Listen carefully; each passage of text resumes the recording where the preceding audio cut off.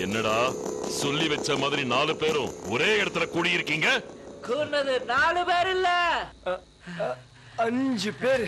யாரா அந்த 5வது ஆளு? யாருக்கும் 5வது ஆளு அங்க பாரா.